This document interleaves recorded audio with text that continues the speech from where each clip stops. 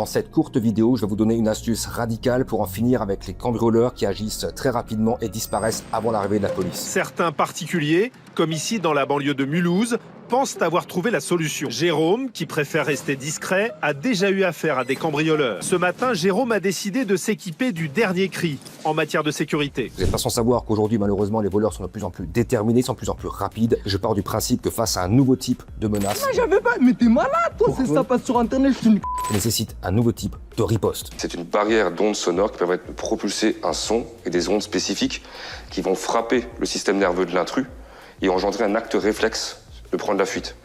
Donc l'idée, c'est de mettre en place une barrière invisible qui va permettre de pouvoir le stopper net, faire face à un mur de son. Donc il y a des batteries de secours qui permettent de faire fonctionner le système jusqu'à 6 jours sans électricité. Ça,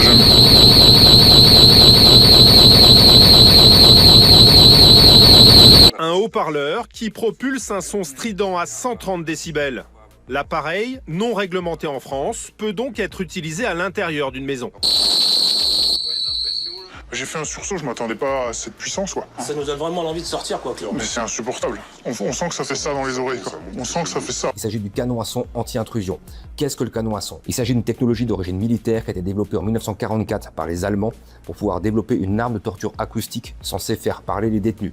Cette technologie a été récupérée par les Américains lors de l'opération Paperclip. Les brevets ont été récupérés par les États-Unis, qui eux ont voulu plutôt s'en servir dans le domaine du contrôle des foules et dans la neutralisation de snipers. En effet, ils ont développé des paraboles appelées LRAD qui propulsent un son strident sur de longues portées qui obligeait les snipers à se boucher les oreilles plutôt qu'à d'avoir la main sous leurs armes. L'idée que nous avons eue chez Califorce, c'est d'utiliser ce type de technologies qui sont éprouvées, utilisées dans l'armée, de les brider et de les adapter dans le monde civil, dans la lutte contre l'intrusion. L'idée, si vous voulez, de ce dispositif, c'est d'avoir un dispositif qui soit invisible, qui permet d'éviter d'avoir à propulser des produits opacifiants qui auraient pour conséquence de neutraliser la vidéosurveillance et d'engendrer un risque de chute ou de blessure pour l'intrus. L'idée, c'est de le forcer à sortir tout en lui laissant la capacité de pouvoir le faire. Et ça, rien de mieux que le son. Donc l'astuce, c'est de rendre ce canon à son accessible en format enceinte, connectable à tous les systèmes d'alarme du marché, que ce soit par contact sec, liaison bus ou alors relais radio, et de pouvoir le déclencher sur intrusion confirmée. Au niveau du format, il existe en modèle double haut-parleur, comme vous voyez celui-ci, qu'on appellera le C2, en modèle avec un seul haut-parleur qu'on appellera le C1, et avec des enceintes déportées et, dans le futur, assez rapidement, en version plafonnier. L'idée de ce système, c'est pas forcément de faire plus de bruit, bien qu'il propulse 133 décibels à 1 mètre pour la version C2, 130 décibels à 1 mètre pour la version C1. Ce qui va vraiment faire la différence, c'est l'alternance de haute fréquence. En effet, la carte son que nous avons développée permet de faire une variation de fréquence à raison de 4 fréquences différentes qui alternent 4 fois par seconde avec 25 paliers progressifs par minute. Et le résultat, c'est que l'effet de perception est nettement amplifié, ça frappe le système nerveux de l'intrus et ça engendre un acte réflexe de prendre la fuite. Face à cela, on peut être tenté de se poser plusieurs questions. La première, est-ce que c'est légal ?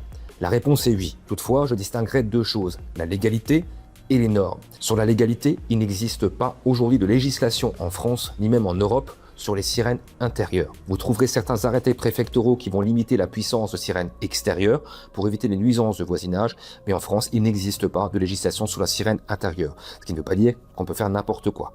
La seule chose qui est objectivement interdite, c'est de mettre en place des sirènes industrielles ou des sirènes Céveso, pour des raisons assez évidentes. Au niveau de la norme, il est vrai que les alarmes sont normalement plafonnées à 115 décibels à l'extérieur et 105 décibels en intérieur. Toutefois, le canon à son ne rentre pas dans la catégorie de sirène d'alarme. Elle rentre dans la catégorie de type barrière de son ou de type canon sonore ou de type dispositif acoustique de longue portée. Donc nous sommes dans une autre catégorie et effectivement, nous pouvons monter en décibels. J'insiste bien sur le fait qu'il ne s'agit pas de faire plus de bruit pour faire plus de bruit. C'est vraiment cette variation de fréquence qui va faire toute la différence. Et d'ailleurs, si vous voulez vous en faire une idée, vous pouvez bien évidemment voir les vidéos, mais les vidéos ne sont pas vraiment significatives. Le mieux, c'est de l'écouter en direct, de l'écouter en réel, et éventuellement demander une démonstration. Dans ce cas-là, inscrivez-vous sur le site internet. Deuxième question, est-ce que ça va déranger les voisins? C'est une question effectivement légitime. Alors il se trouve qu'effectivement, vous allez avoir 133 décibels à 1 mètre. Toutefois, à travers une paroi, d'après les tests que nous avons faits, il va rester entre 98 et 100 décibels à travers un mur, à travers une porte, etc. Ce qui fait que si vous déclenchez à l'intérieur, finalement les voisins ne sont pas plus dérangés à l'extérieur que si vous avez mis en place une sirène classique. Par contre, vous aurez beaucoup plus d'efficacité.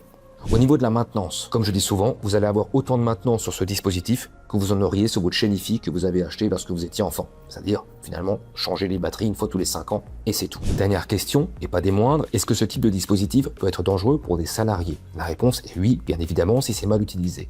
Ce que je suggère, c'est de mettre en place une temporisation de sécurité. On peut paramétrer directement d'usine ou vous pouvez paramétrer avec votre alarme classique. C'est-à-dire que dès l'instant où vos salariés rentrent, s'ils oublient l'alarme, vous allez avoir des bips de sécurité pendant 10 secondes, 15 secondes, 20 secondes, 30 secondes, peu importe, quelque chose qui se règle avant le déclenchement du canon à son. Ce qui va la laisser le temps de pouvoir désactiver le système. Bien évidemment, quand bien même le dispositif fait du 130 décibels, il faut quand même une exposition quand même relativement longue pour avoir des séquelles auditives définitives. En l'occurrence, nous plafonnons d'usine systématiquement nos tirs à 1 minute, pré-arma bien évidemment. Donc si le voleur vient, ça déclenche pendant 1 minute. Ça s'arrête. S'il revient, ça redéclenche 1 minute, et ainsi de suite, et ainsi de suite, et ainsi de suite. Avantage, même en cas de coupure d'électricité, ça fonctionne très bien. Donc si vous voulez en savoir plus, si c'est quelque chose qui vous intéresse, que vous souhaitez couvrir, que ce soit pour un bureau, pour une maison, ou même couvrir jusqu'à des sites très très importants, parce que ce type de dispositif peut s'interconnecter entre eux, on peut mettre plusieurs dispositifs raccordés sur le même système, n'hésitez pas à nous contacter sur canon-ason.fr ou alors vous tapez Califorce en Google, vous trouverez très facilement. Merci pour votre attention et je vous dis à bientôt.